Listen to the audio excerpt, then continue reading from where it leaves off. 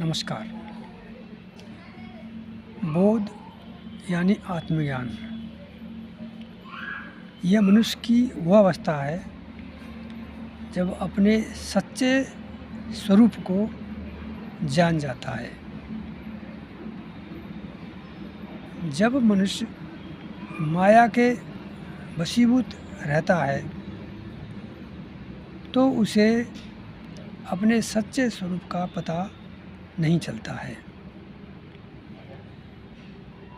हम इस अनंत ब्रह्मांड का ही हिस्सा हैं। वह अनंत परमात्मा, वह सुपर कॉन्शियसनेस, वह परम चेतना एक प्रकाश के रूप में हमारे अंदर समाई हुई है। उसका ज्ञान न होने के कारण ही हम इस जीवन की सच्चाई को नहीं समझ पाते हैं। हमारा शरीर प्रकृति से ही बना है और इसके अंदर वह परम चेतना, प्रकाश और ऊर्जा के रूप में विद्यमान है। हम उससे अलग नहीं है। अब ये जान पाना इतना आसान नहीं है, क्योंकि माया इंसान को घेरे रहती है।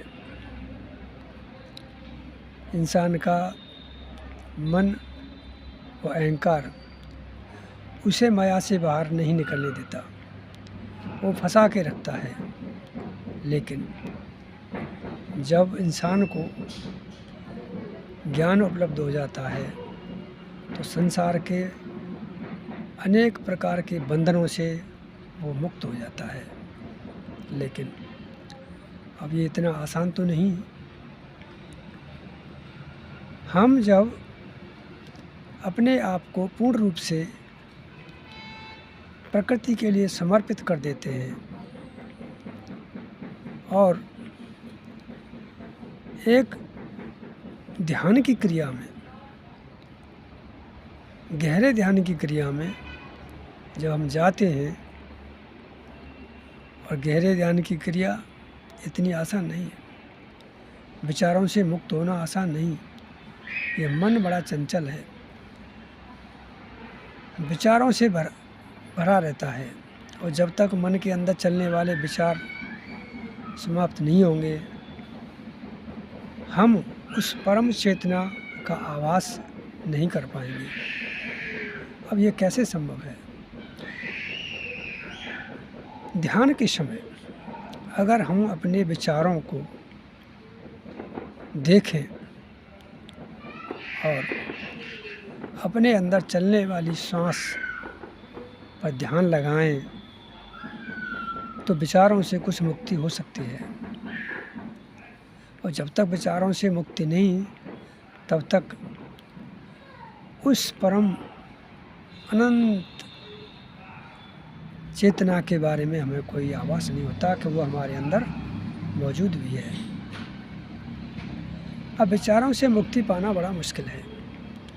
इसके लिए हमारे ऋषियों ने बताया है कि ध्यान के समय अगर हम अपनी सांसों पर ध्यान दें और सांस लेने की प्रक्रिया उसको थोड़ा सा धीमा करें, यानी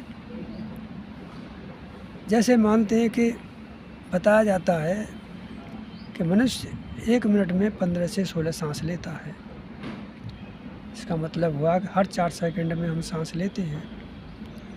लेकिन यदि ध्यान के समय अपने सांस लेने की प्रक्रिया को थोड़ा बढ़ा दें, यानी 4 सेकंड के बजाय 10 सेकंड कर दें, और धीरे धीरे हमारे शरीर की क्षमता के अनुसार उसको बढ़ाते जाएं, तो विचारों के उत्पन्न होने की प्रक्रिया भी कम होने लगेगी।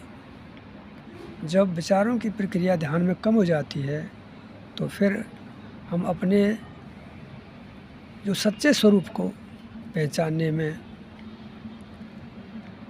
सक्षम होते हैं।